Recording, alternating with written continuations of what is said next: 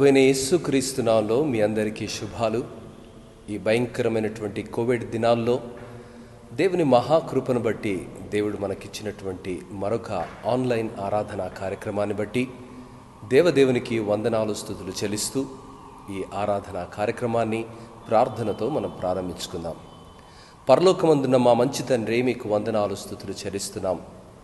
ఈరోజు ప్రభా, మీరు మమ్మల్ని సజీవుల లెక్కలో ఉంచి నీ దివ్యమైన ఉన్నతమైన పవిత్రమైన నామాన్ని స్తుతించి కీర్తించి ఆరాధించడానికి సంఘంగా ఇచ్చిన ఈ సుభాగ్యాన్ని బట్టి మీకు వందనాలు. మా కుటుంబాలను నీవు కాచి కాపాడి భద్రపరిచినందుకు మీకు వందనాలు.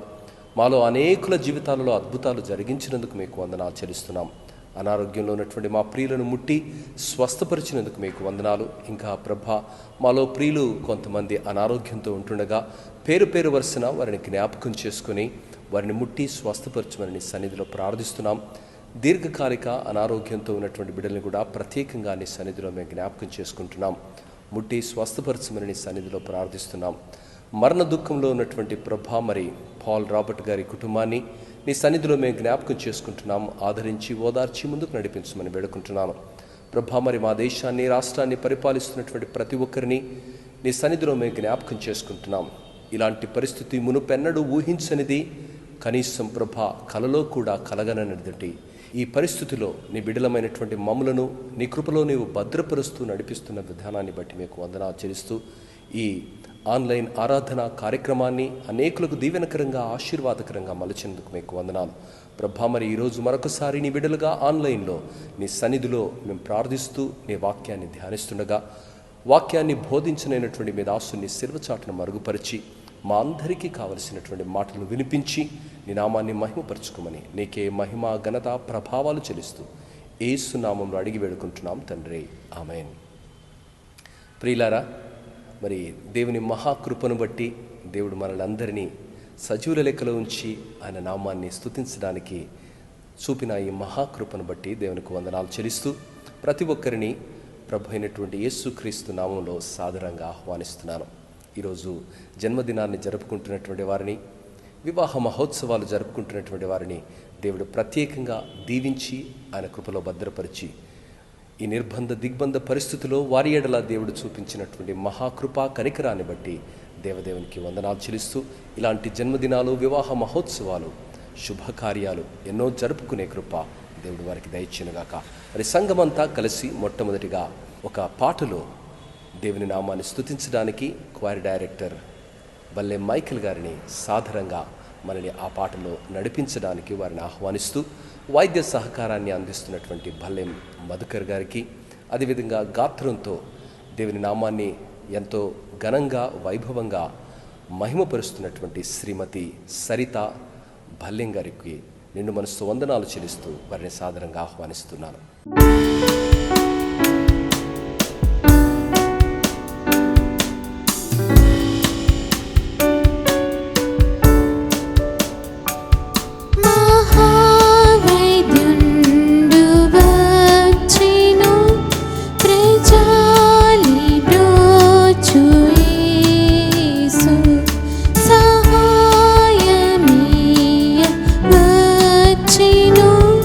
Sandin para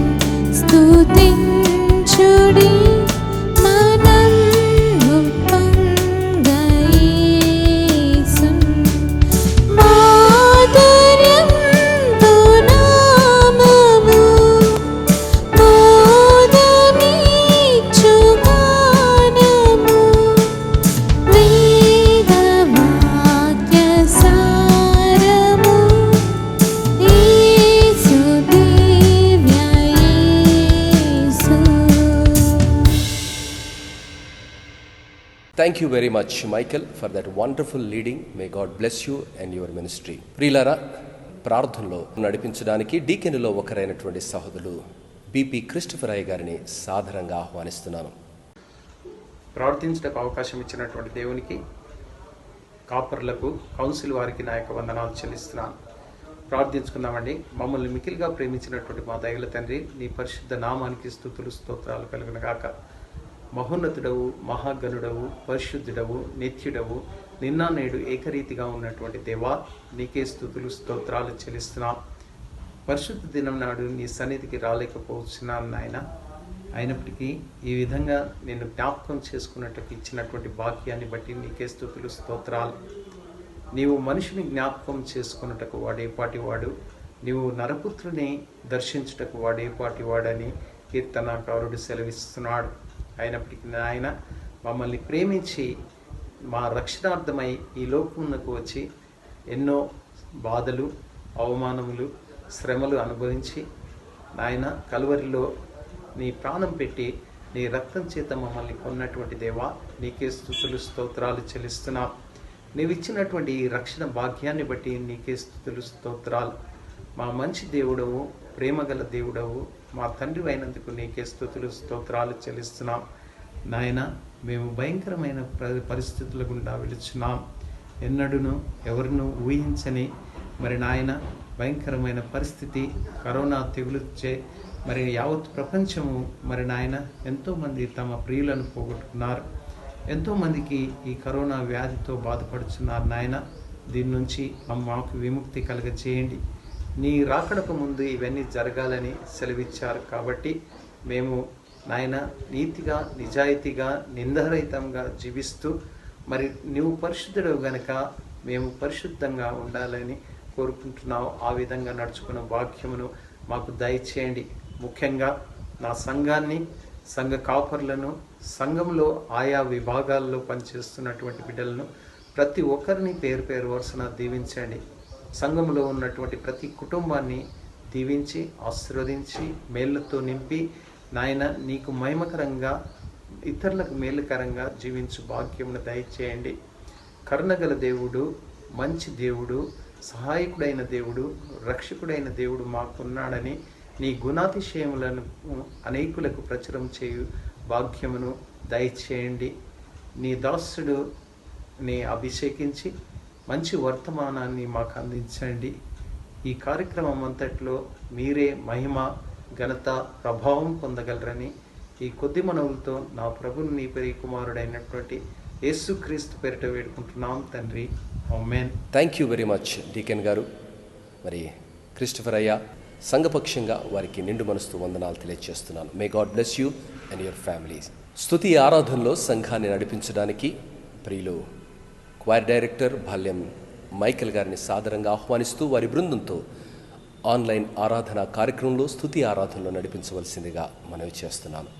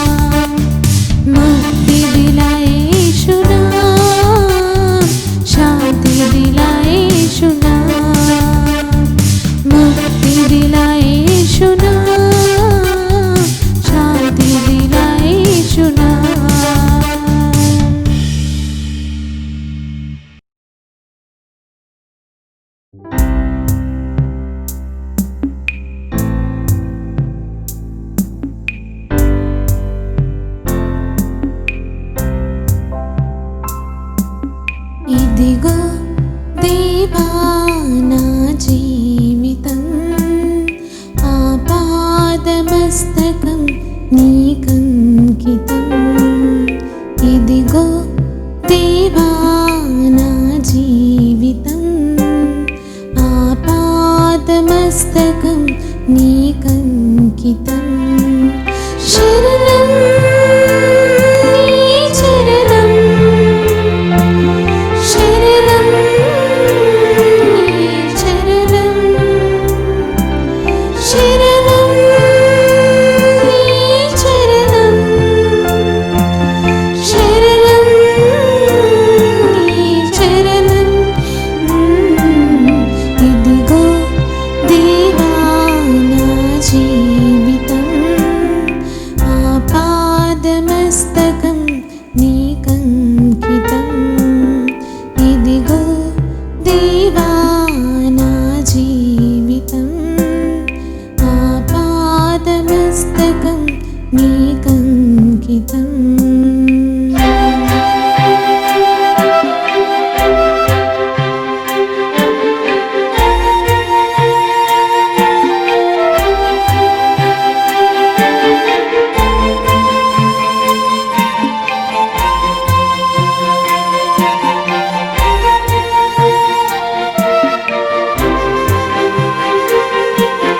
పలుమార్లు వైదొలగినాను, పరలోక దర్శనము నుండి. విలువైన నీ దివ్య పిలుపుకు తగినట్లు జీవించనైతి. పలుమార్లు వైదొలగినాను, పరలోక దర్శనము నుండి. విలువైన నీ దివ్య పిలుపుకు తగినట్లు జీవించనైతి. అయినా నీ ప్రేమతో నన్ను దరి చేర్చినావు. అందుకే గైకొనుము దేవా ఈ నా శేష జీవితం. ఇదిగో దేవా నా జీవితం, ఆపాదమస్తకం నీకంకితం. ఇదిగో దేవా నా జీవితం, ఆపాదమస్తకం నీకంకితం.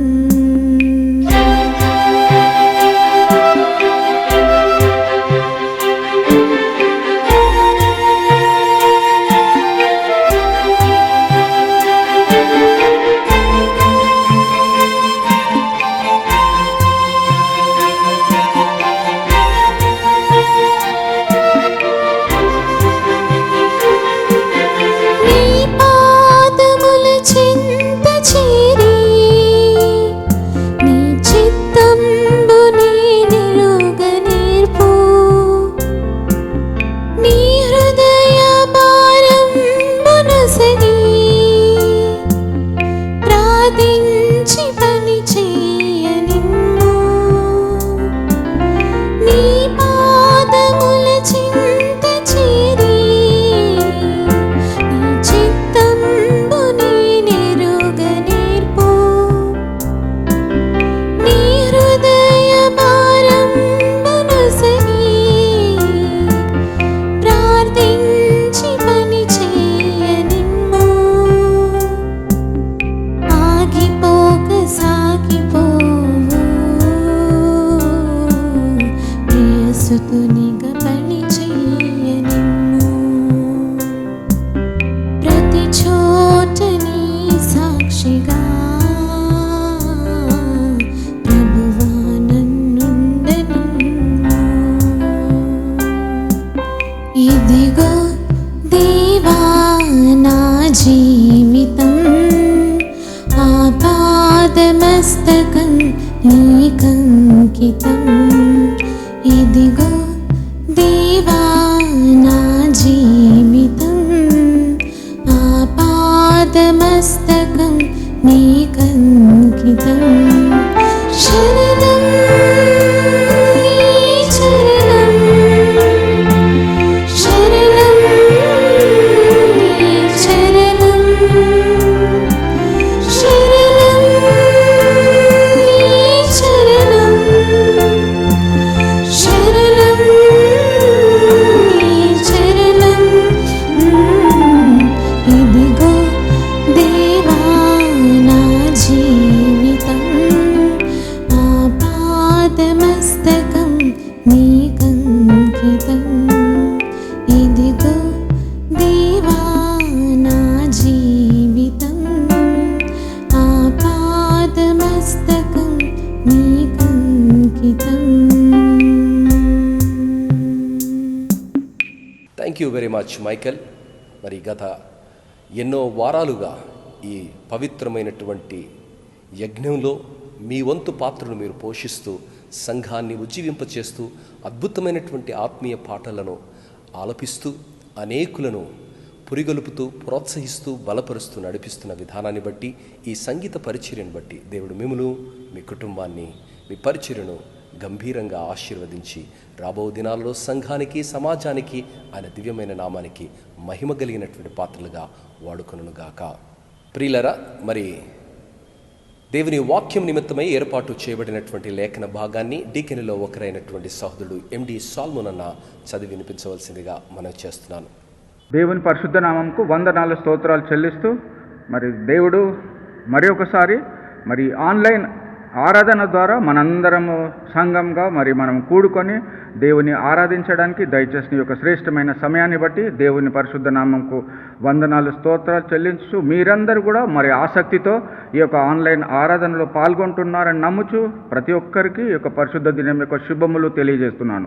మరి ఈరోజు వాక్య ధ్యానం కొరకై మన దైవజనుడైన సంజీవరావు గారు ఏర్పాటు చేసినటువంటి భాగములు 2 భాగములుగా ఉన్నవి. మొదటి భాగము ఎజికేలు గ్రంథము 36వ అధ్యాయము 26-27 వచనములు మొదటి భాగము. మరి రెండవ భాగము నూతన గ్రంథంలోని యోహాను సువార్త 3వ అధ్యాయము 1-8 వచనములు. దయచేసి బైబిల్ తెరిచి చూడవలసిందిగా మనవి చేస్తున్నాను. మొదటి భాగము ఎజికేలు గ్రంథము 36వ అధ్యాయము 26-27 వచనం చదువుతుండగా గమనించవలసిందిగా మనవి.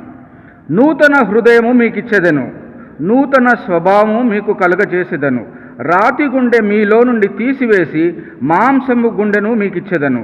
నా ఆత్మను మీ అందుంచి నా కట్టడలను అనుసరించు వారిని గాను నా విధులను గైకొను వారిని గాను మిమ్మును చేసేదను.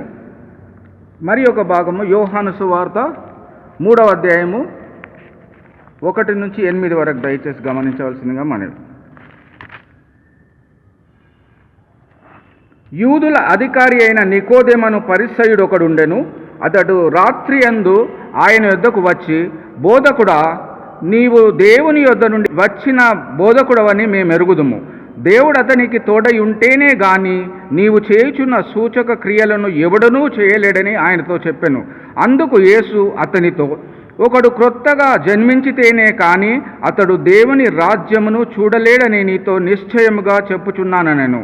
అందుకు నికోదేము, ముసలివాడైన మనుషుడేలాగూ జన్మింపగలడు? రెండవ మారు తల్లి గర్భమునందు ప్రవేశించి జన్మింపగలడా అని ఆయనను అడుగగా యేసు ఇట్లనెను, ఒకడు నీటి మూలముగాను ఆత్మ మూలముగాను జన్మించితేనే గాని దేవుని రాజ్యములో ప్రవేశింపలేడని నీతో నిశ్చయముగా చెప్పుచున్నానెను. శరీర మూలముగా జన్మించినది శరీరమును, ఆత్మ మూలముగా జన్మించినది ఆత్మయునై ఉన్నది. మీరు క్రొత్తగా జన్మింపవలనని నేను నీతో చెప్పినందుకు ఆశ్చర్యపడవద్దు. గాలి తనకిష్టమైన చోటను విసరును, నీవు దాని శబ్దము విందువే గాని అది ఎక్కడి నుండి వచ్చునో ఎక్కడికి పోవునో నీకు తెలియదు. ఆత్మ మూలముగా జన్మించిన ప్రతివాడును అలాగే ఉన్నాడనను. దేవుడి వాక్య భాగంను దీవించి ఆశీర్వదించును కాక. దేవుని వాక్యాన్ని ఎంతో సుస్పష్టంగా చదివి వినిపించినటువంటి ఎండి సాల్మోన్ గారికి నిండు మనసుతో సంఘపక్షంగా కృతజ్ఞత వందనాలు తెలియజేస్తున్నాం. దేవుడు మేము దీవించి ఆశీర్వదించును గాక.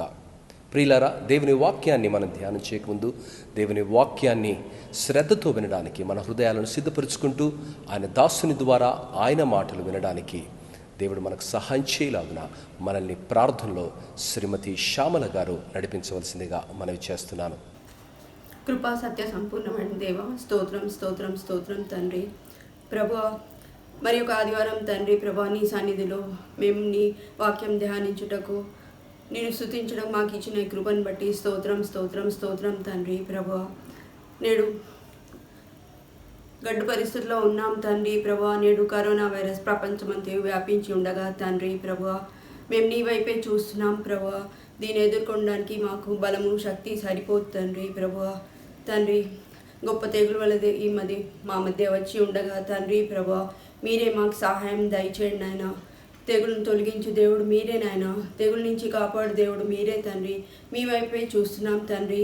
ప్రభా, మా డాక్టర్స్కి సైంటిస్ట్కి మంచి జ్ఞానం దయచేయండి ప్రభా. దీనికి మందు కనుక్కొనిలాగున, వ్యాక్సిన్ కనుక్కొనిలాగున మీరే సహాయం దయచేయాలనని ప్రార్థిస్తున్నాం ప్రభా తండ్రి. మరి ఎందరో దీనివల్ల రోగగ్రస్తులై ఉండగా తండ్రి హాస్పిటల్లో ఇళ్లలో ఉంటున్నారు ప్రభా. వారందరికీ మీరే తోడుగా ఉండండి తండ్రి. వారిని అటెండ్ చేస్తున్న వారిని ప్రతి ఒక్కరిని మీరే కాచి కాపాడండి తండ్రి. అందరికీ సంపూర్ణ ఆరోగ్యం దయచేయాలని ప్రార్థిస్తున్నాం తండ్రి. ప్రభా, మరి ఎంతో ప్రాణ నష్టం జరిగి ఉంది ప్రభా. ప్రపంచంలో, దేశంలో, రాష్ట్రంలో తండ్రి ప్రతి ఒక్కరు కుటుంబాలలో ఎంతో విషాదం ఉంది ప్రభా. వారందరికీ మీరే తోడుగా ఉండి ఓదార్పుగాను ఆదరణగాను ఉండవాలని ప్రార్థిస్తున్నాం తండ్రి. ప్రభువా, మా బేతెల్ సంఘం గురించి ప్రార్థిస్తున్నాం ప్రభా. మా సంఘాన్ని దీవించండి నాయన.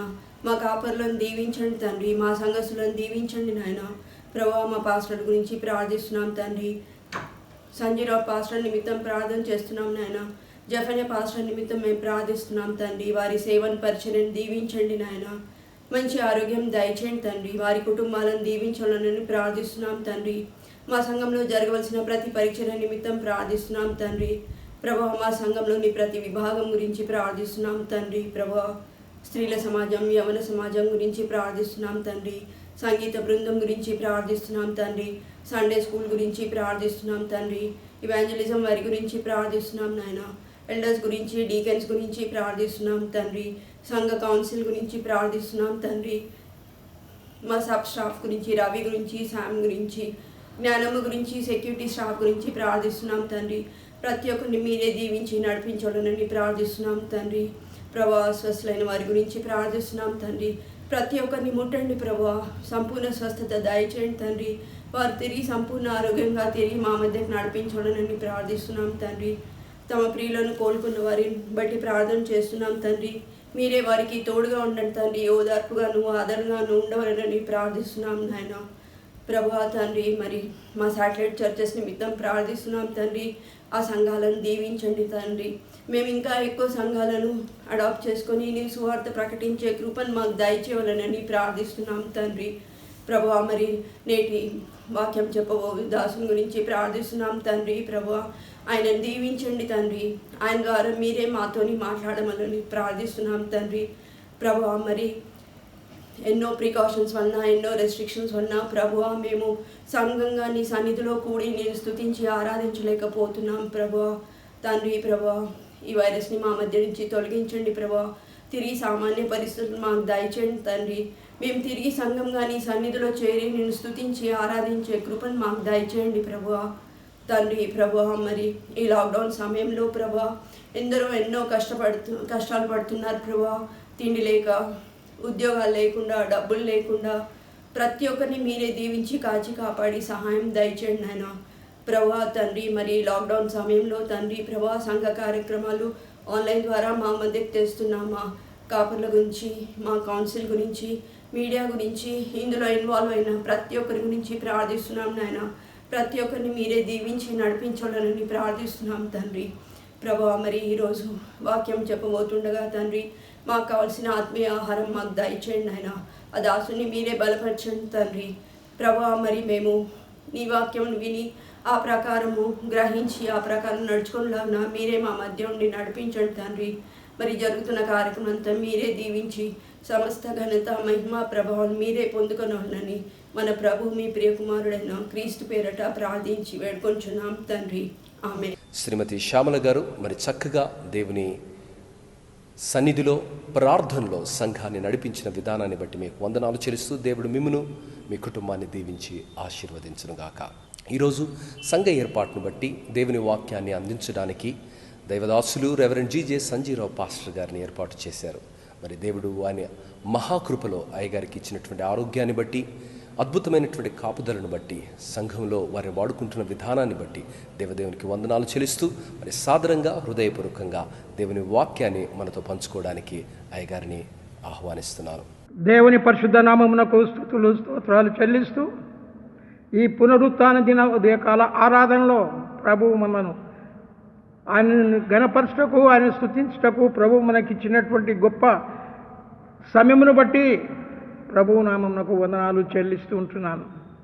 ప్రస్తుత పరిస్థితుల్లో మనమందరము కూడా దేవుని ఆలయంలో కూడి దేవుని స్తుతించగా మరి ఆరాధించడానికి మరి ప్రస్తుతం ఉన్నటువంటి ఈ మహమ్మారి, ఈ కరోనా తెగుల నుంచి ఎవరు కూడా మరి జనం కూడకూడదంట అని చెప్పి ప్రభుత్వం వారు ఇచ్చినటువంటి ఆ యొక్క ఆజ్ఞలను పాటిస్తూ అందునిమిత్తమై ఏది ఏమైనప్పటికీ కూడా మరి దేవుని వాక్యము, ఈ ఆరాధన క్రమము అంతయి కూడా మన గృహాల్లో ఉండి వినడానికి ఏర్పాటు చేసినటువంటి ఈ యొక్క ఆన్లైన్ మెసేజెస్ను, అందులో ఉండేటువంటి ప్రతి కార్యమును, జరగబోయే ప్రతి కార్యమును దేవుడు మనకు ఇచ్చినటువంటి సమయమును వ్యర్థం పోకుండా మరి దేవుని ఆరాధించటకు ప్రభు మనకిచ్చినటువంటి సమయమును బట్టి, సజీవులకులో ఉంచిన దాన్ని బట్టి, మరి తెగుల నుంచి మనను వేర్పరిచిన విధానం బట్టి కూడా ప్రభు నామమునకు వందనాలు చెల్లిస్తూ ఉంటున్నాం.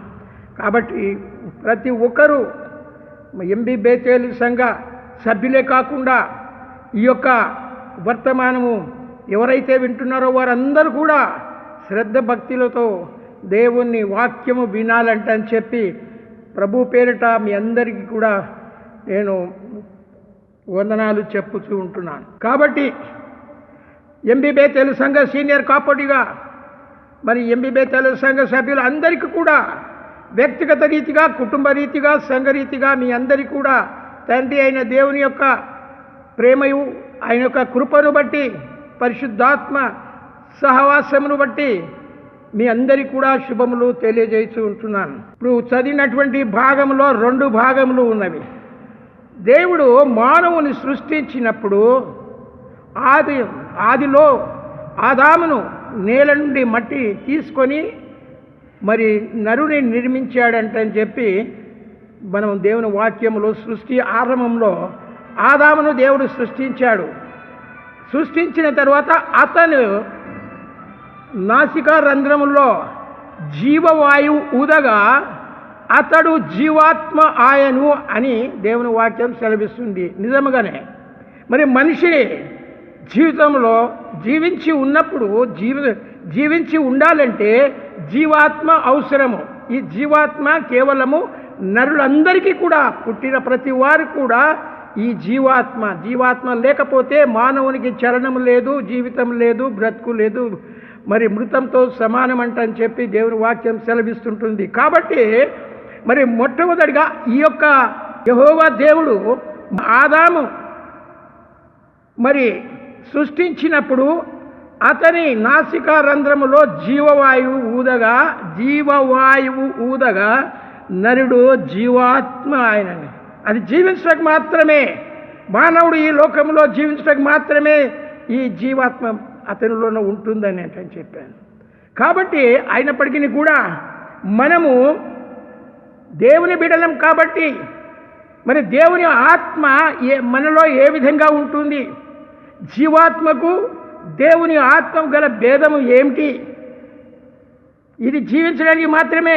ఈ జీవాత్మ మానవుని యొక్క తలంపులు, హృదయంలో నుండి వచ్చిన తలంపులు, ప్రతిది ఆశ, మరి కోపము, ద్వేషము అన్నీ కూడా కలిగి ఉంటున్నది. ఎందుకొరకనగా ఇది ఆదిలోనే ఆదాం కంటే ముందు మరి లూసిఫర్ దేవుడు ఏర్పాటు చేసి దేవుని సన్నిధిలో ఉంటుంది. కాబట్టి ఆ యొక్క క్రియలు చూసినప్పుడు, మానవుని సృష్టించినప్పుడు, మానవుడు మరి దేవుణ్ణి, సృష్టికర్తను ఆయన ఆరాధించకుండా ఏ విధంగా అతన్ని తన వశం చేసుకోవాలంటని చెప్పి అతను దురుద్దేశంతో ఆలోచన చేసి సర్పముగా మారి ఏదేను వనంలో మరి ఆదామును దేవుని ఆజ్ఞకు లోబడక అవ్వ ద్వారా ఆ యొక్క తినద్దు అనేటువంటి ఈ పండు తినకూడదు అట్లా 3 ఉన్నవి. ఒకటి 3 పండ్ల చెట్లు ఉన్నవి. ఒకటి ఆదాము అవ్వలు తిని జీవించడానికి కలిగినటువంటి ఆహారం నిమిత్తము అది ఆహారం కొరకు ఇచ్చినటువంటి పండ్లు, అవి తినవచ్చును. రెండవది జీవవృక్ష ఫలమును, అది తినకూడదు. జీవవృక్ష ఫలం తింటే అతనికి నిత్యత్వం వస్తుంది కాబట్టి దాన్ని కూడా మీరు ముట్టకూడదు. మూడవది మంచి చెడ్డలను తెలుగు ఇచ్చు చెట్టు యొక్క ఫలమును మీరు తినకూడదు అని 3 రకములైనటువంటి పండ్ల గురించి దేవుడు ఆజ్ఞాపించినప్పుడు మరి వారు సాతాను యొక్క శోధించినప్పుడు తప్పిపోయినారు. ఆ తప్పిపోయిన ఆదాము అవ్వ దేవుని మరి ప్రతి నిత్యము ఏదైనా చోట్లలో దేవుడు వారితో సంచరించినట్లు మనం చూస్తూ ఉంటున్నాం, గమనిస్తూ ఉంటున్నాము. మరి ఎప్పుడైతే వీరు పాపంలో సాతాను చేత శోధింపబడి పాపం చేసినప్పుడు దేవుడు వారిని అక్కడ ఏదైనా తోటలో నుంచి వెలివేశాడు, బయటకు వెళ్ళగొట్టాడు. ఆదాము చేసిన తప్పును గురించి ఆదాము తిరిగి దేవుని బ్రతిమలాడలేదు. వాక్యంలో మీరు చూసినట్టయితే, చదివినట్టయితే ఆదాము చేసినటువంటి తప్పును అక్కడలో నుంచి మరి ఏదైనా తోటలో నుంచి బయటికి వెళ్ళినప్పుడు భూమిని కూడా శపించాడు అతని బట్టి. కాబట్టి దేవుని ఆత్మ జీవాత్మ ఉంది, మరి దేవుని ఆత్మ ఆయనలోనే ఉన్నది. కాబట్టి ఆ దేవుని ఆత్మకు విరుద్ధంగా వీరు చేసినటువంటి పాపమును బట్టి దేవునికి మానవునికి ఆదాముకు దూరం అయిపోయింది. మరి తిరిగి ఆదాము దేవుణ్ణి వేడుకొనలేదు. అది వాక్యంలో లేదు అట్లా. దేవుడు ఆయనను ఏదైనా తోటలో నుంచి శిక్ష వేసి బయటికి వెళ్ళగొట్టినప్పుడు తిరిగి ఆయన పశ్చాత్తాపడలేదంట అని చెప్పి మనం గ్రహించవలసింది. ఎందుకంటే అది వ్రాయబడలేదు. ఆ ఆదాములో ఉన్నటువంటి దేవుని ఆత్మ వేరైపోయింది. అతను ఒక జీవాత్మ ద్వారానే ఆయన జీవించాడు. దేవుని ఆత్మ అతన్ని వదిలిపెట్టింది, అతనిలో నుంచి వెళ్ళిపోయింది. కాబట్టి అందుకొరకే మరి ఆదికాండం 6వ అధ్యాయంలో చెప్తాడు, నరుల యొక్క పాపం విస్తరించినప్పుడు దేవుడు మనసు నొచ్చుకున్నాడంట అని చెప్పి దేవుణ్ణి ఆరాధించాలి. దూతలు పరిశుద్ధంగా ఉంటారు కాబట్టి ఆ ఆరాధనతో దేవుడు మహిమపరచబడలేదు. కానీ మానవుడు తన ఆకారంలో మానవుని సృష్టించి మానవుడు దేవుణ్ణి స్తుతించినప్పుడు దేవునికి సంతోషము కలుగుతూ ఉంటుంది.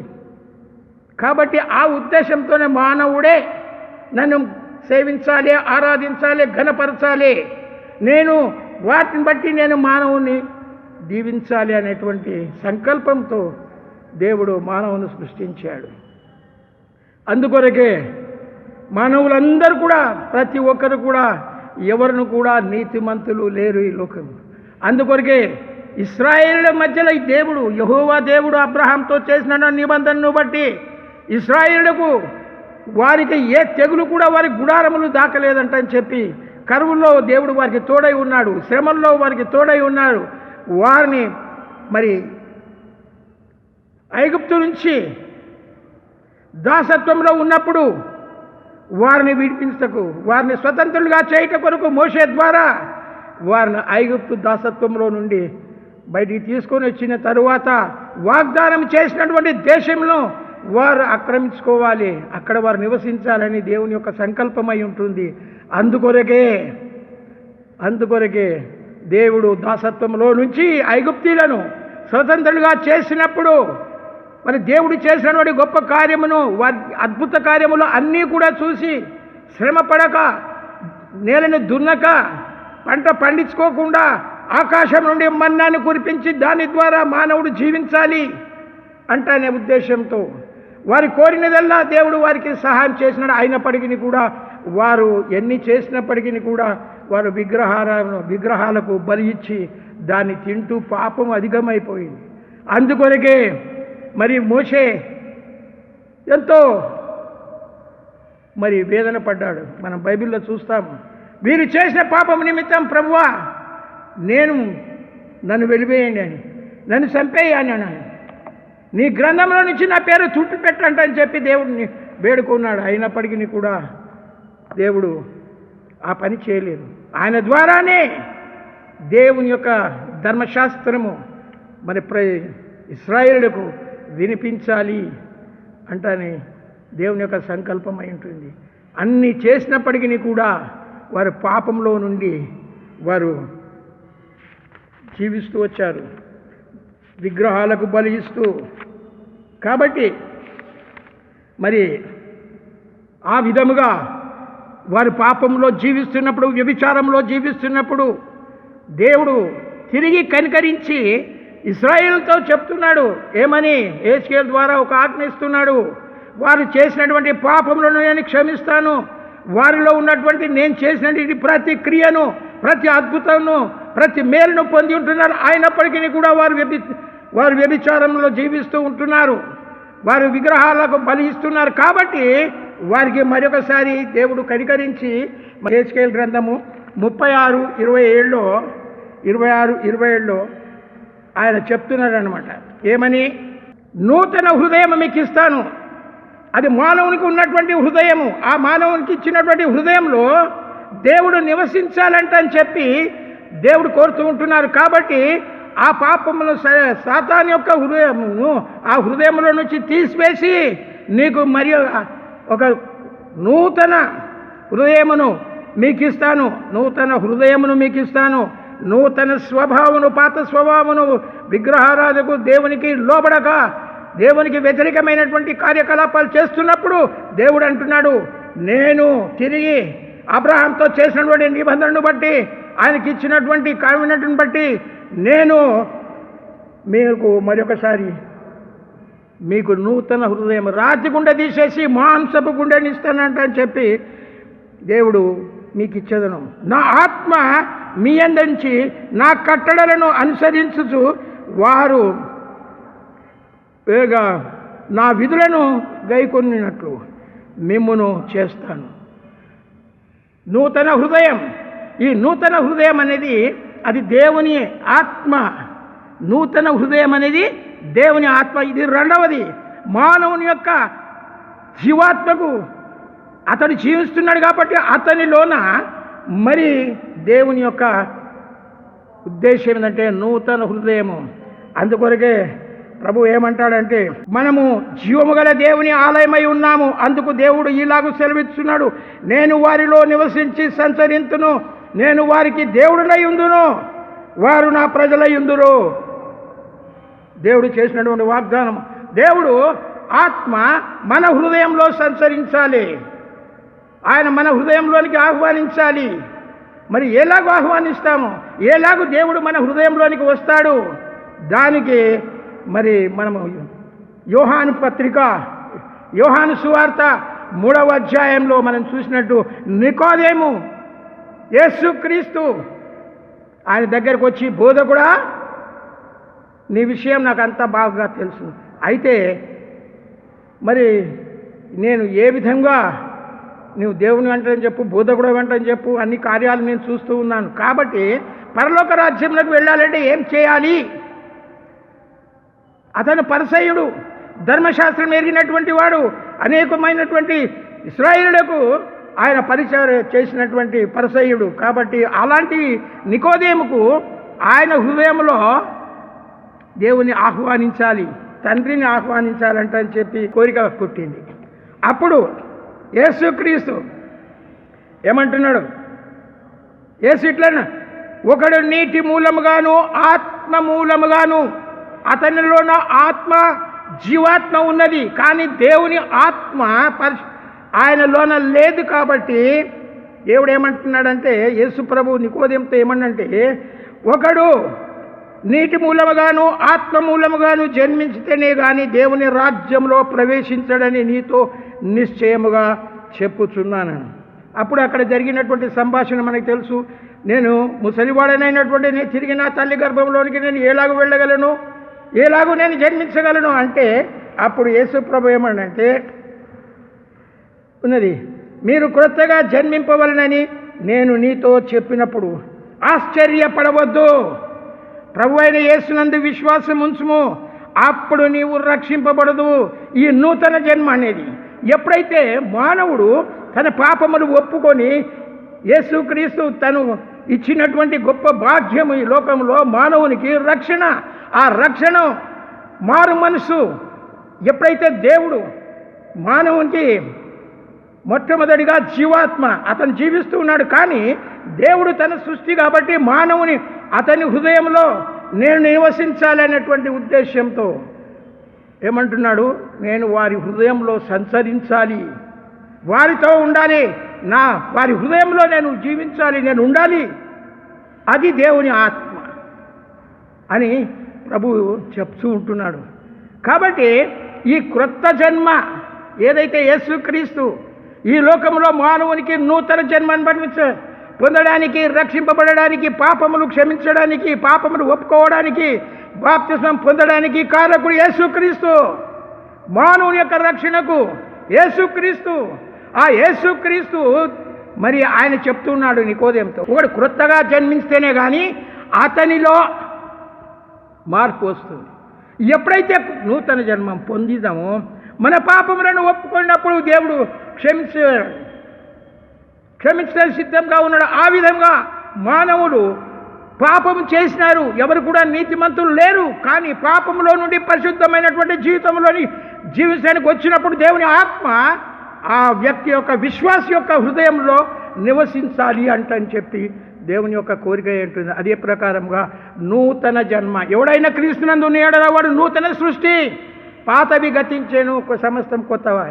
ఎప్పుడైతే రక్షింపబడ్డామో, మన పాపమును ఒప్పుకున్నామో, క్రీస్తు మన పాపములు క్షమించినప్పుడు, విమోచింపబడినప్పుడు, మనము బాప్తిసం పొందినప్పుడు నూతన హృదయం, దేవుని హృదయం, దేవుని ఆత్మ మనలోనికి వస్తుంది. అదే అండి లింక్, అదే లింక్ అక్కడ పెట్టాడనమాట. మనం మారు మనసు పొందినప్పుడు, పాపములు క్షమింపబడిన తర్వాత, రక్షింపబడి ఉన్నప్పుడు, విశ్వాసంతో జీవించినప్పుడు దేవుని ఆత్మ మన హృదయంలో నివసించాలంట అని చెప్పి కోరుతున్నా. అదే దేవుని యొక్క ఆత్మ. ఆ ఆత్మ, దేవుని ఆత్మ మనలో, మన హృదయంలో నివసించాలంట అని చెప్పి కోరుచుంటున్నారు. ఒకటి, మానవుడు జీవించడానికి జీవాత్మ, రక్షింపబడిన తరువాత నీతిమంతునిగా తీర్చడానికి, దేవుని రాజ్యంలో చేరడానికి దేవుని ఆత్మ మన హృదయంలో ఉండాలి. అందుకొరకే అంటున్నాడు, యేసు రక్తము ప్రతి పాపం నుంచి తన కుమారుడైనటువంటి యేసుక్రీస్తుని ఈ లోకంలో పంపించి సమస్తమైనటువంటి మానవాళికి, మానవ కోటికి ఆయన రక్షణ పొందాలంట అని చెప్పి తండ్రి యొక్క ఉద్దేశం అవుతుంది.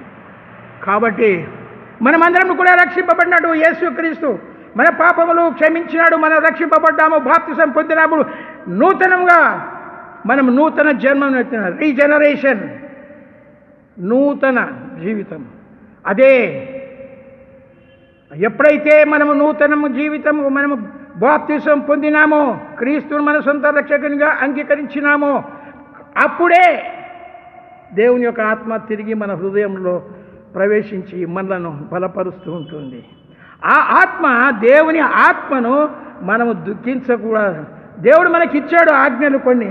ఏ విధంగా ఈ లోకంలో దేవుని ఆత్మ మనం కలిగి ఉన్నప్పుడు, రక్షింపబడిన తర్వాత మరి క్రీస్తు ఆత్మ ఎప్పుడు వస్తుంది, పరిశుద్ధాత్మ ఎప్పుడు వస్తుంది అనేది కూడా మనం తెలుసుకోవాలి కదా. ఇది దేవుని ఆత్మ.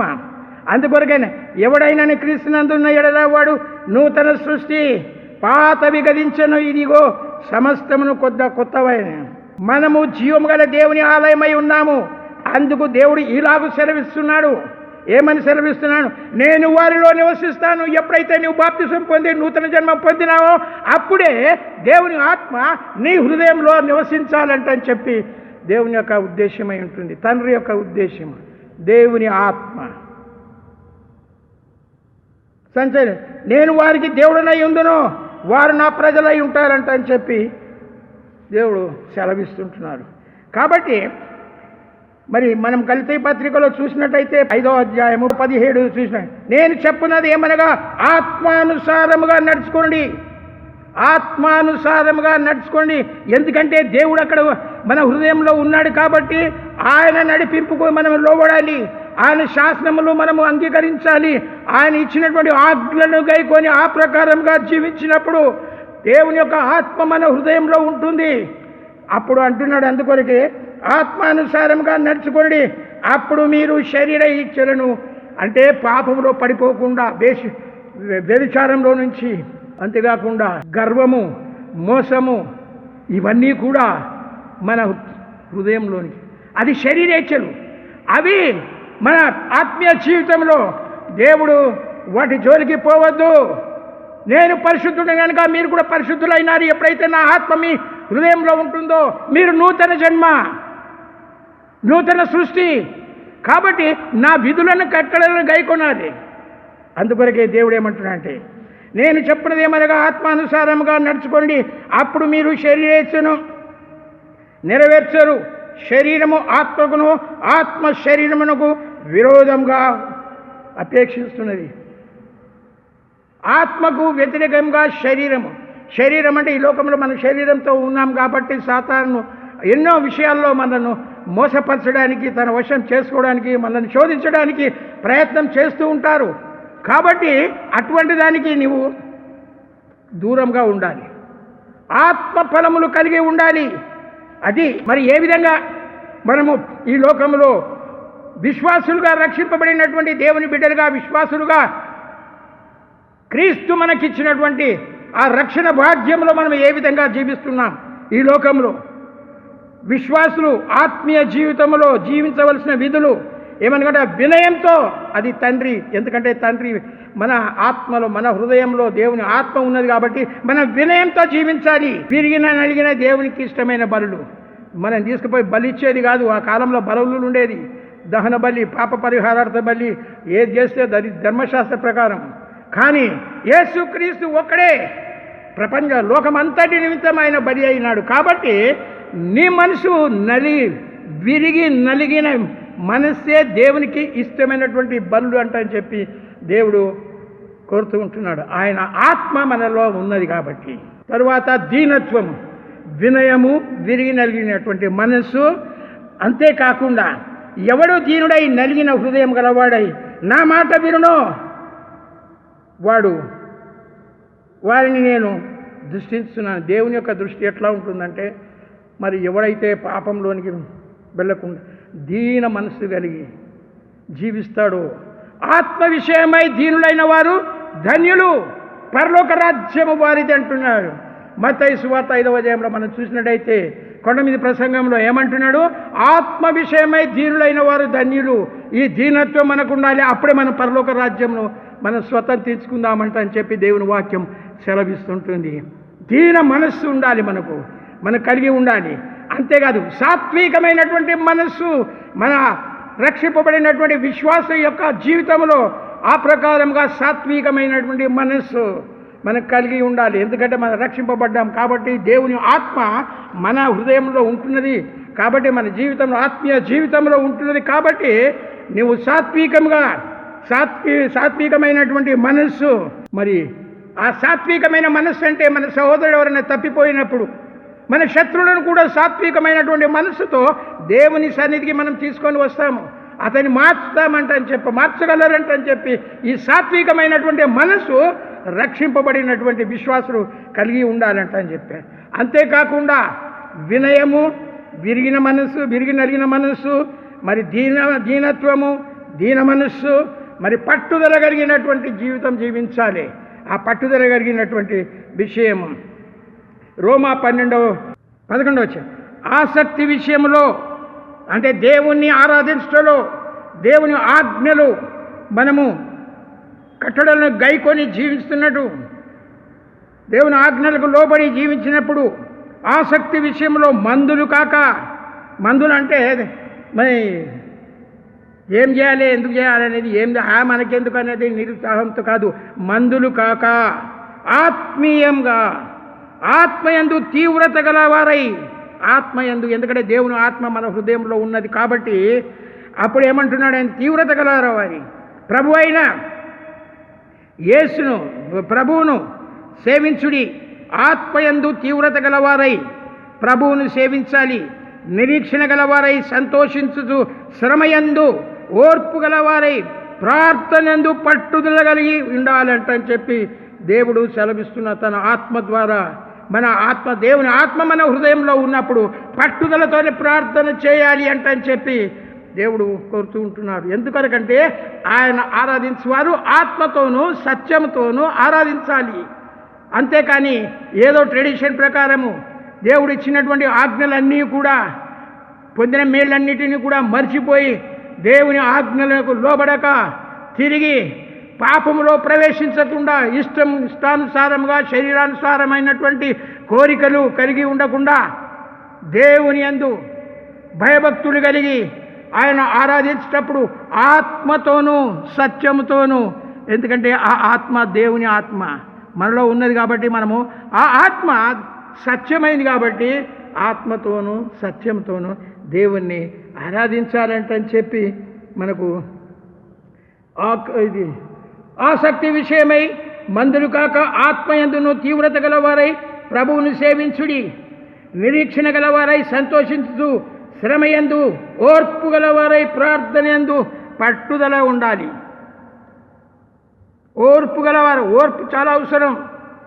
మన దగ్గర ఓర్పు అనేది చాలా తక్కువ. ఎవడైనా ఎదురు మాట్లాడితే ఓర్పు నశించిపోతుంది. అది సాతాను క్రియ. దేవుని క్రియ ఎట్లా ఉంటుందంటే, దేవుని ఆత్మ అది ఆ విధంగా ఉండకూడదు. నీకు ఓర్పు అవసరం. ఏదైనా సమస్య వచ్చినప్పుడు, ఏదైనా సమస్య సంభవించినప్పుడు ఓర్పుతో నువ్వు జయించు. నువ్వు ఓర్పు కలిగినటువంటి మనస్సు, నేను నీలో ఉన్నాను, నీ ఆత్మలతో నేను ఉన్నాను కాబట్టి, నీ హృదయంలో నేను నివసిస్తున్నాను కాబట్టి నీకు ఓర్పు చాలా అవసరం. అందుకొరకే ఓర్పు కావాలి. దేవుడు కోరేది ఓర్పు. అందుకొరకే మరి 2 కొరింథీ 7వ అధ్యాయము 11 వచ్చిన, ప్రియులారా మనము వాగ్దానములు దేవుడు మనతో ఎన్నో వాగ్దానాలు చేసినాడు. ఆ వాగ్దానాలన్నీ కూడా నీకు సంభవించాలి, నువ్వు పొందాలంటే అని చెప్పి దేవుని యొక్క కోరిక ఉంటుంది. కాబట్టి మరి మన యొక్క జీవితము ఆత్మీయ జీవితము శరీరంతో పుట్టింది కాబట్టి శరీరమైనటువంటి కార్యాలు చేస్తే అది శరీరంకు సంబంధించింది. ఆత్మ కార్యములు ఏమనగా ఆత్మకు సంబంధించింది. వినయము, విధేయత, సమాధానము, శాంతి, ఇవన్నీ కూడా కలిగి ఉన్నప్పుడు సాతాను దూరం మనం తోలివేయచ్చు. అది అప్పుడు దేవుడు మన యందు సంతోషిస్తాడంట అని చెప్పి దేవుని వాక్యం సెలవిస్తుంటుంది. 2 కొరింథీయులకు రాసినటువంటి పత్రిక 7వ అధ్యాయము 1వ వచనం మనం చదువుకుందాం. దేవుడు మనకు ఏ ఆజ్ఞ ఇస్తున్నాడు, ఏ విధంగా మనల్ని హెచ్చరిస్తుంటున్నారు, ఆయన ఆజ్ఞలు ఏ విధంగా ఉంటున్నవి.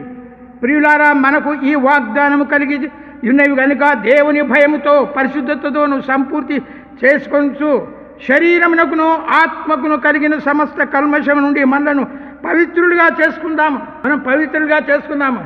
మరి శరీరముకు సంబంధించినటువంటి శరీర జీవితంకు సంబంధించిన ఏదో మనం చూద్దాం.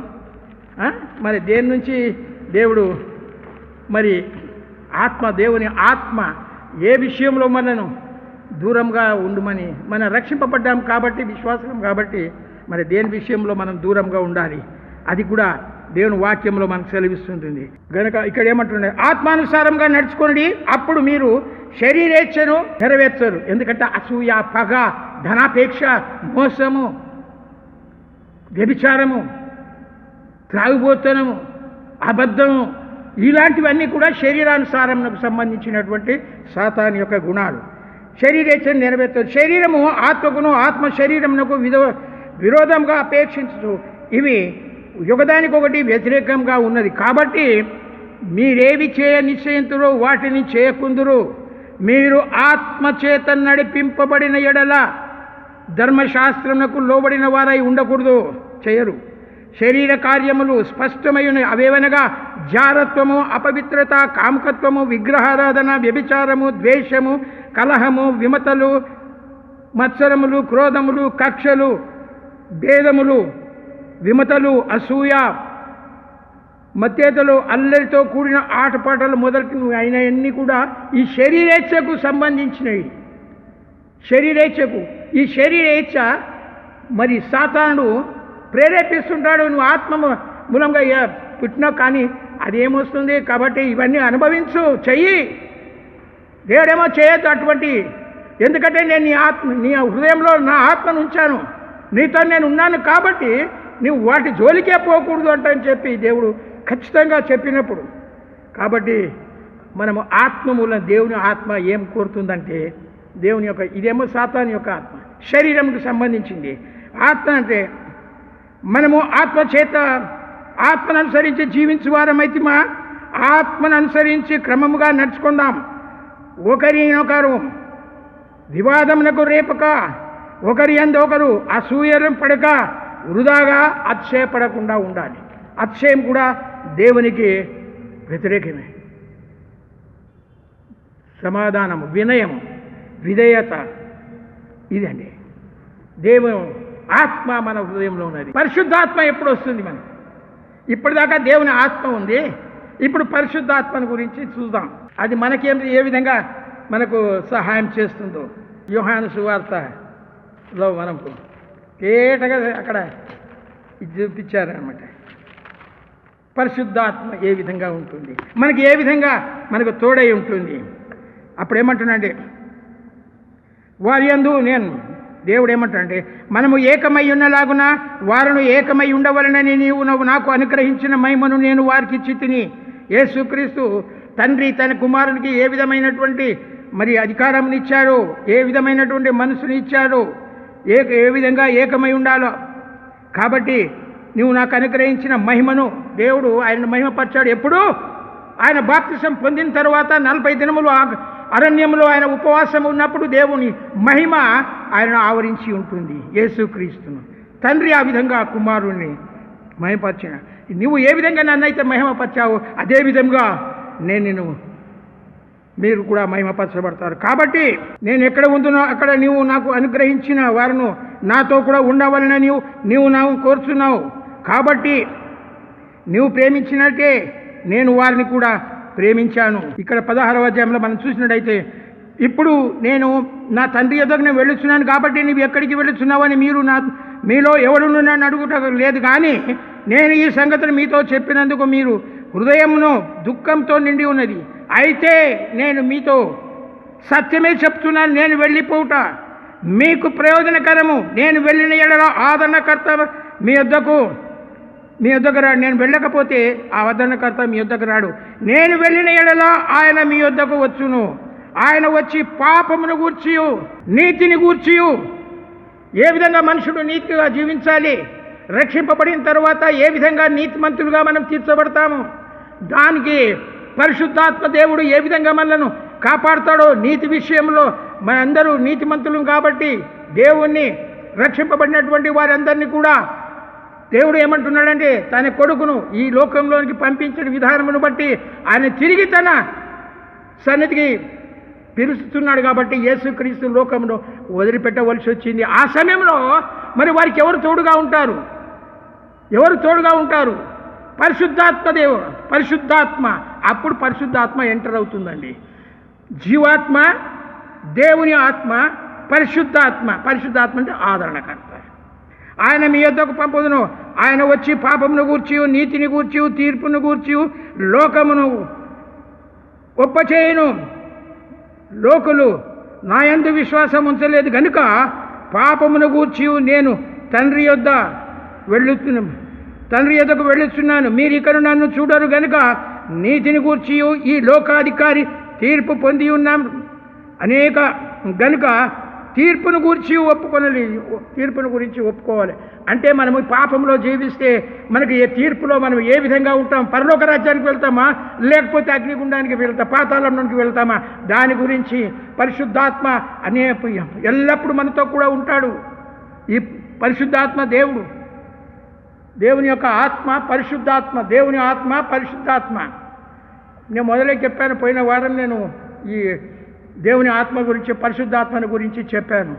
దేనికి సంకేతమని, దేనికి సాదృశ్యమని. కాబట్టి ఈ పరిశుద్ధాత్మ ఎల్లప్పుడూ మనతో కూడా ఉంటాడు, విడిచిపెట్టిపోకూడదు. నువ్వు పాపం చేస్తే, నీ ఆత్మను ఆర్పుకుంటే, నీ ఆత్మను తిరిగి శరీరానికి నువ్వు దేవుని ఆత్మను వదిలిపెట్టి శరీరం ఆత్మను నువ్వు కలిగి ఉన్నట్టయితే, దాని కోరికలు తీర్చినట్టయితే పరిశుద్ధాత్మ దేవుడు దుఃఖపడతాడంట అని చెప్పి, పరిశుద్ధాత్మ దుఃఖపడతాడంట అని చెప్పి దేవుడు తన వాక్యం ద్వారా మనల్ని హెచ్చరిస్తున్నారు ఈ ఉదయకాలంలో. అప్పటి నుండి అందుకొరకే ఎప్పుడొచ్చింది ఇది? పెంతెకోస్తు పండుగ దినమున. పెంతెకోస్తు పండుగ దినమున శిష్యులందరూ కూడా కూర్చొని, అప్పటిదాకా పరిశుద్ధాత్మ లేదండి. పరిశుద్ధాత్మకు సెలవు ఎప్పుడు ఇచ్చాడంటే, విశ్వాసము యేసుక్రీస్తుని వెంబడించినంత కాలము వారి దేవుని మీద ఆధారపడ్డ కాదు, అనాథలుగా చేయను. వాళ్ళు అన్నారు, ఏం చేస్తావో, నీ వెళ్ళిపోతాడో, మా బతుకులేం కావాలంట అని చెప్పి శిష్యులు యేసుక్రీస్తుని అడిగినప్పుడు ఒకటి ప్రామిస్ చేశారు, నేను వెళ్ళిన తర్వాత పునర్జన్మ మందు మీరు ఇశ్రాయేల్ గోత్రాల 12 గోత్రాలకు 12 సింహాసనం మీద కూర్చొని న్యాయము తీర్పు తీరుస్తారన్నారు.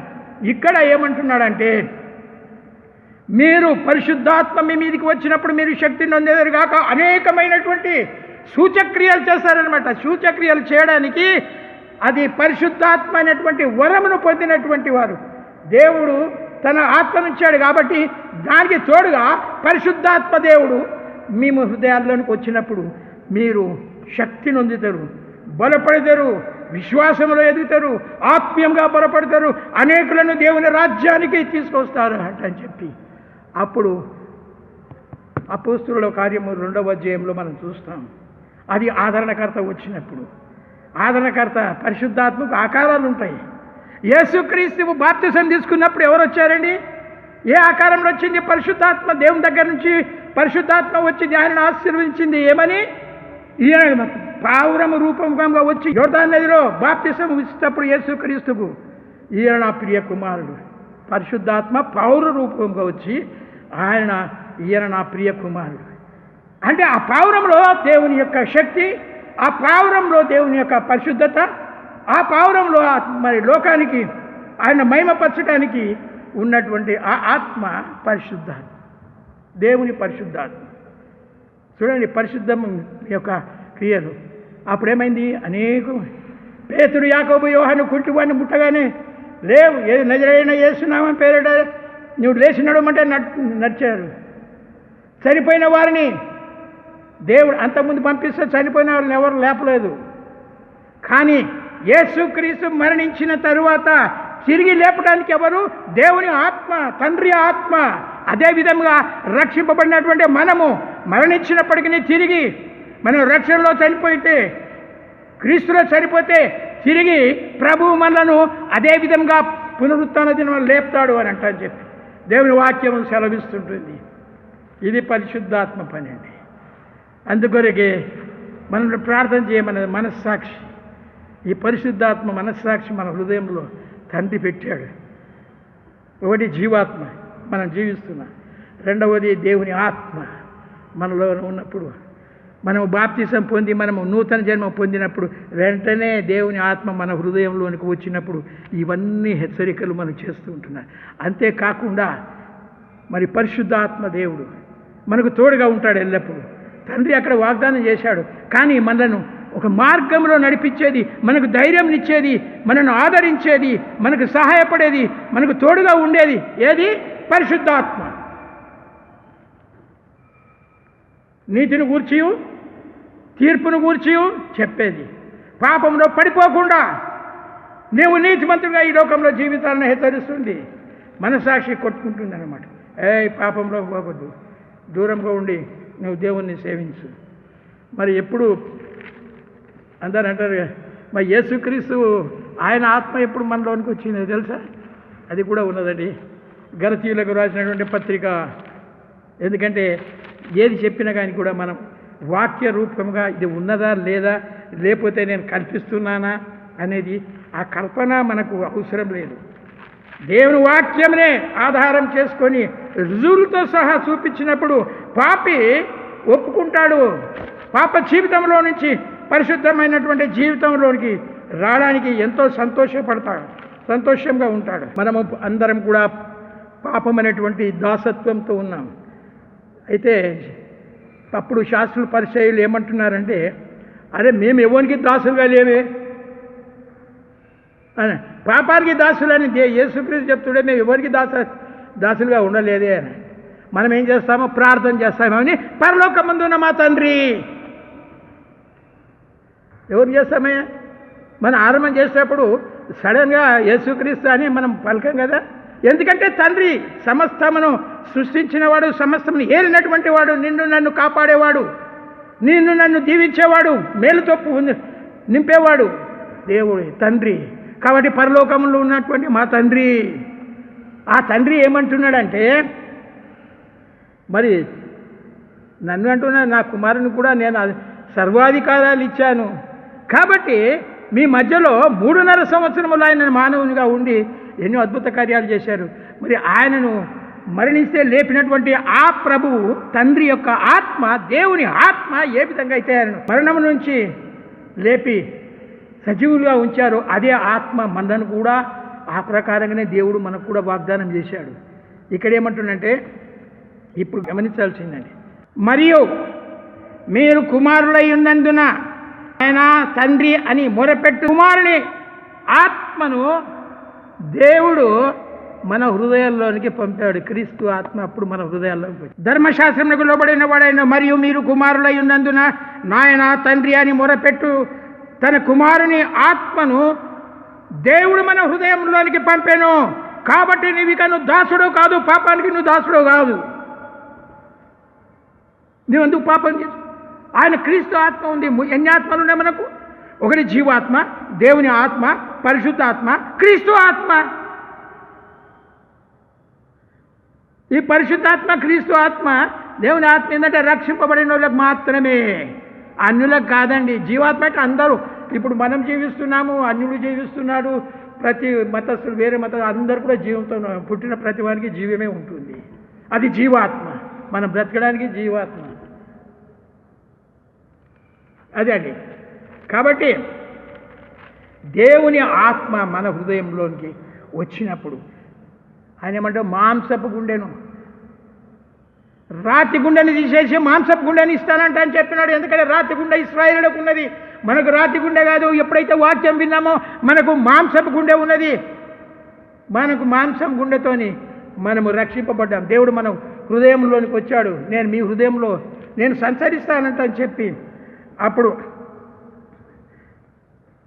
క్రీస్తు యేసు సంబంధులు శరీరము దాని ఇచ్చలతోనూ దురాశలతోనూ సిలువ వేసి ఉన్నారు. మనము ఆత్మను అనుసరించి జీవించు వారమైతే మా ఆత్మను అనుసరించి క్రమంగా నడుచుకుందాము. ఒకరి వివాదమును రేపకయు ఒకరి ఎందే ఒకరు అసూయపడక వృధాగా అతిశయపడకుండా ఉండాలనేది తండ్రి యొక్క సంకల్పం. మన యేసుక్రీస్తు మన హృదయంలోనికి వచ్చినప్పుడు తండ్రి మన హృదయంలోనికి యేసుక్రీస్తు ఆత్మ చేత నింపాడనమాట, క్రీస్తు ఆత్మ. కాబట్టి అప్పుడు ఇక్కడ ఏమంటున్నాడంటే, ఈ ప్రకారంగా మీరు జీవించినట్లయితే పరలోక రాజ్యమునకు వారసులు అంటని చెప్పేసి. నేను క్రైస్తవుడు అంటే ఒప్పుకోలేరు. పెరిగివారు దేవుని రాజ్యంలో మాంత్రికులను మనం చూసినట్టయితే దేవుని వాక్యంలో ఏమని చదివిస్తుంది? పిరికివారు. అందుకొరకే మనము దేవుని బిడ్డలం కాబట్టి మనము ఎందుకంటే నేను గర్వంగా చెప్పుకుంటాను, మన మెన్నైట్ వాళ్ళు చాలామంది నిజమైనటువంటి క్రైస్తవులే ఉన్నారు, దేవుడికి భయపడేటువంటి వారు ఉన్నారు. కొంతమంది మాత్రము మరి వేరే విధంగా ఉన్నారు. పిరికివారు, దేవుని వాక్యం చేత పట్టుకొని రాలేని వారు. కాబట్టి పిరిగివారు దేవుని రాజ్యంలో తిండిబోతులు, పిరిగివారు దేవుని రాజ్యంలో ప్రవేశించరు. అది ఎందుకంటే దేవుని ఆత్మ దుఃఖపడుతుంది. ఆత్మను ఆర్పకుడి. నరుని ఆత్మ యెహోవా పెట్టిన దీపము. ఈ దీపం ఎల్లప్పుడూ వెలగాలి, లోకంలో ఉన్నప్పుడు వెలగాలి. నీ ప్రవర్తనను బట్టి, నీ విశ్వాసాన్ని బట్టి, నీ రక్షణలో ఎదుగుతున్నావు కాబట్టి. నువ్వు మరణించినా కానీ కూడా అగ్నిగుండాలకు దేవుని రాజ్యంలో నువ్వు ప్రవేశిస్తావు. ఆ పరలోక రాజ్యంలో దేవునితో కూడా ఉంటావు. అక్కడ కూడా నీ దీపం వెలుగుతుంది. లోకంలో విశ్వాసం అనేది, నేను లోకంలో వెలుగై ఉన్నాను కాబట్టి మీరు కూడా వెలుగై ఉండాలి. ఎట్లా వెలుగై ఉండాలి? ఏమో లైట్లు పెట్టుకోవాలి, కరెంట్ లైట్, ఎందుకంటే సర్కస్లో చూపిస్తారు మనుషులకు, ఎడబెట్టినా కానీ కొనక లైట్ వస్తుంది, కరెంట్ పాస్ అవుతుంటుంది. అట్లా కాదు, మీరు లోకంలోకి వెలుగై ఉన్నారు. మీ వెలుగు మీ యొక్క కార్యముల ద్వారా ఇతరులకు ప్రకాశింపచేయండి. నేను క్రైస్తవుణ్ణి, నేను దేవుని కుమారుణ్ణి, దేవుని బిడ్డను, నీతిమంతుల పట్టికలో నేనున్నాను, దేవుని ఆత్మ నాలో ఉన్నది, పరిశుద్ధాత్మ నడిపింపుకు నేను లోబడుతున్నాను, యేసుక్రీస్తు రక్షణలో నేను ఎదుగుతున్నాను అన్నటువంటి ఆ విశ్వాసం నీకు ఉండాలి, నీకు నాకు. కాబట్టి మనం ఏం చేయాలి?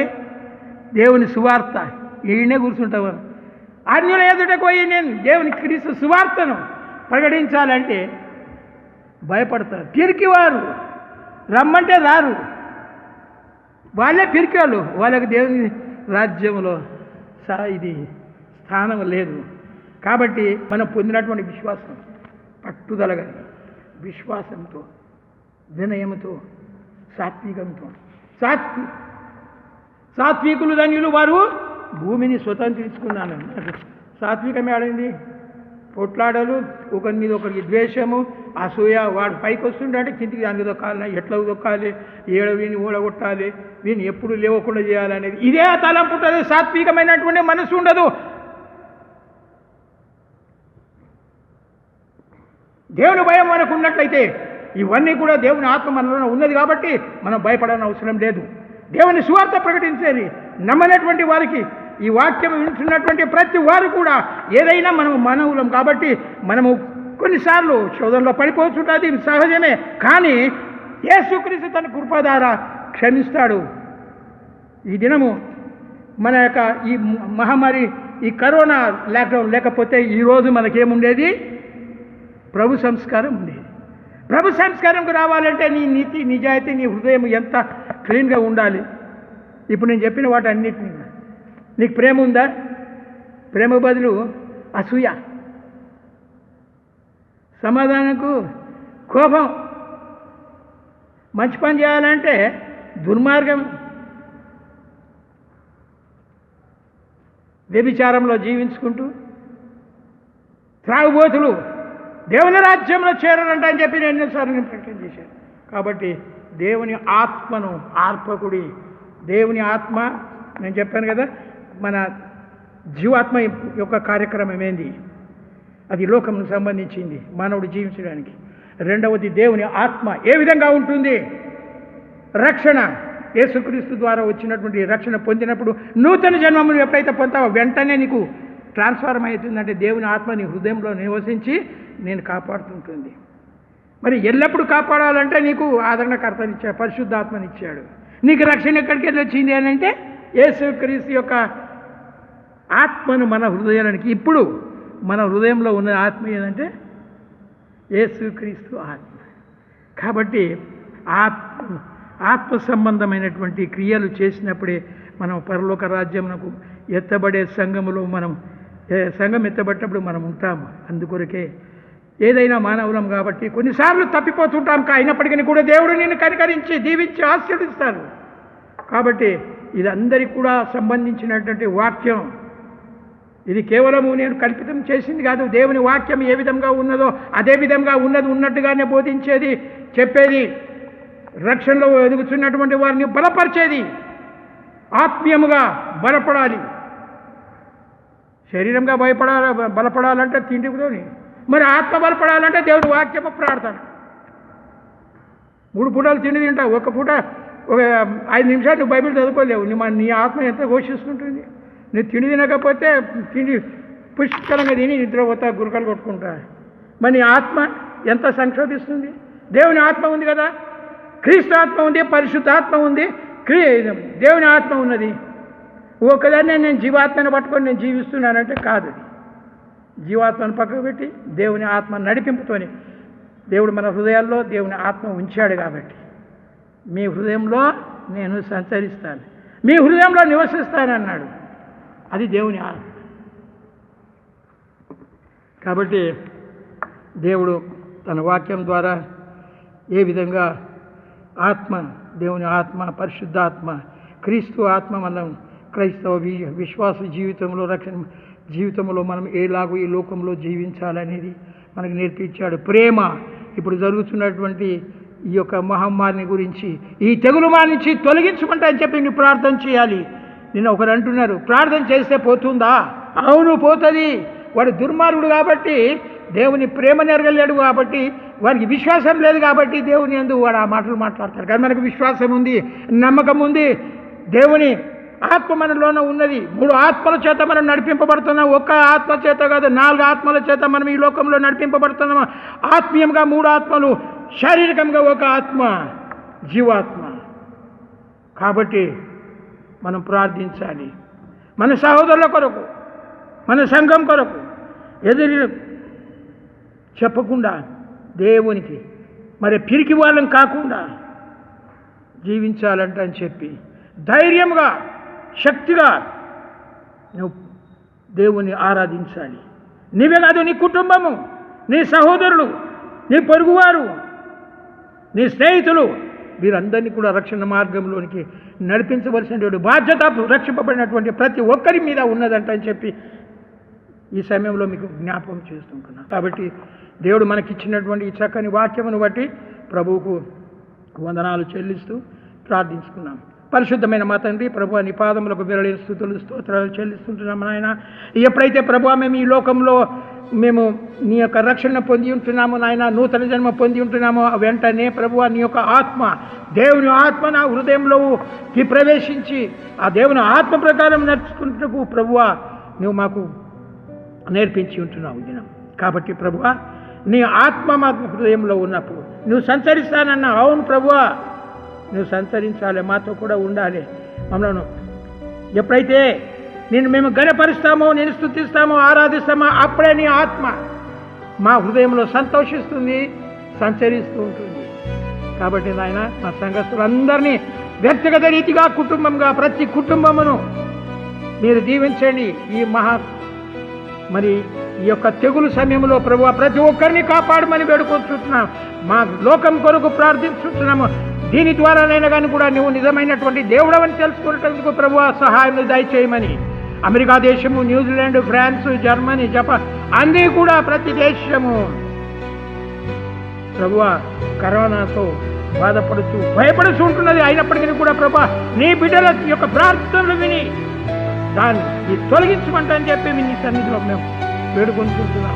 మా సంఘం ద్వారా జరుగుతున్నటువంటి ప్రార్థనలు, కుటుంబ ప్రార్థన, వ్యక్తిగత ప్రార్థన ప్రభువా నీ సన్నిధిలోనికి చేరి ప్రతి ఒక్కరు కూడా ఆరోగ్యంగా ఉండుట కొరకు ప్రతి విషయంలో సహాయమును దయచేయమని.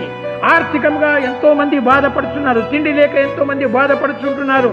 మరి ఈ యొక్క కరోనాతో ఎంతోమంది బాధపడుతూ ఉంటున్నారు. అయినప్పటికీ వారందరికీ తోడుగా ఉండి వారందరినీ స్వస్థపరిచి నీవు చేసేటువంటి గొప్ప కార్యం వారి జీవితంలో ప్రభువా మరి సాక్ష్యం ఇచ్చట కొరకు నిజంగా దేవుడు ఉన్నాడు, సృష్టికర్త ఉన్నాడని ప్రతి నాలుక, ప్రతి మోకాలని నామం పేరిట ఉండాలి.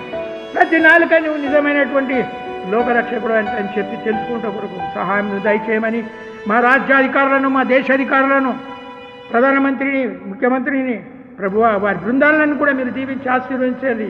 మా కౌన్సిల్ వారిని, మా సంఘంలో పనిచేస్తున్న పెద్దలను కూడా ప్రభువా మీరు తోడై ఉండి వారి ద్వారా నీ యొక్క సువార్తను ప్రభువా ప్రకటించే కొరకు, పంపుట కొరకు సహాయమును దయచేయమని ప్రతి వారిని వ్యక్తిగత రీతిగా, కుటుంబ రీతిగా, సంఘ రీతిగా, సమాజ రీతిగా మీరు కాపాడమని, బ్రతుకు కాలం అంతా ఈ కృపాక్షేమంలో దయచేయమని ఈ సమయం మాకు ఇచ్చిన దాన్ని బట్టి కూడా వందనాలు చెల్లిస్తూ మరి విదేశాల్లో ఉన్నటువంటి మా బిడ్డలను వారిని బట్టి కూడా అమెరికా దేశంలో మరి చికాగోలో ఉన్నటువంటి ప్రతి కంట్రీ అక్కడ స్టేట్లో ఉన్నటువంటి మా బిడ్డలందరినీ, మా బంధువులందరినీ, మా సహోదరులందరినీ మీరు కాపాడమని, ఏ ఆపద రాకుండా, ఏం కష్టం లేకుండా సమస్యలు తీర్చే దేవుడు నీ వెంటనే కాబట్టి వాళ్ళందరినీ కాపాడమని మరి ఈ ప్రకారంగా ఆన్లైన్లో నీ యొక్క వాక్యమును వినుటకు ఏర్పాటు చేసినటువంటి ఈ కుమారుడు మా సహోదరుడు ప్రత్యేకంగా జ్ఞానసుందర్ గారిని సన్నిధిలో ఒప్పుకొంటూ వారి కుటుంబములకు మీరు తోడై ఉండి వారు చేస్తున్నటువంటి ఈ యొక్క సేవ ద్వారా ప్రభువాన్ని మీరు దీవించి ఆశీర్వదించి నీ కృపలో భద్రపరచమని ఈ కొద్ది వినపంలో మా ప్రభువైన యేసుక్రీస్తు పేరిట వేడుకుంటున్నాను తండ్రి. థ్యాంక్ యూ వెరీ మచ్ అయ్యగారు. చక్కని మాటలు, దేవుని మాటలు మరి మీ నోట వినటం, మరి ఎంతో ప్రోత్సాహకరమైనటువంటి వాక్యాన్ని అందుకోవటం అనేది చాలా భాగ్యం భావిస్తూ దేవుడు మిమ్మల్ని దీవించి ఆశీర్వదించి చక్కని ఆరోగ్యం, బలము, శక్తి చేత నింపి మరి అనేక దినాలకు దీవెనకరంగా, ఆశీర్వాదకరంగా ఆయన సేవలో బలపరిచి వాడుకొనును గాక. ప్రియులారా, మరి చివరి పాటలో సంఘాన్ని నడిపించడానికి క్వైర్ డైరెక్టర్ గారైనటువంటి భల్లెం మైకేల్ గారిని సాదరంగా ఆహ్వానిస్తున్నాను.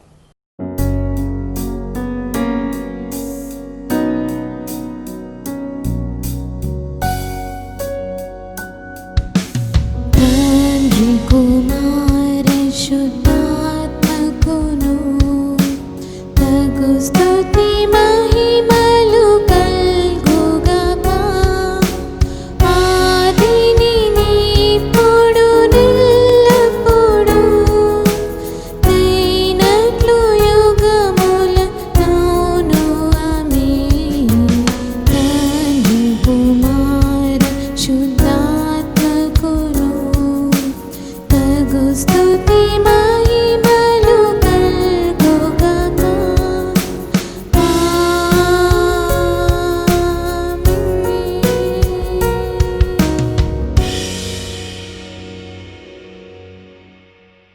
Thank you very much, Michael, for that wonderful leading.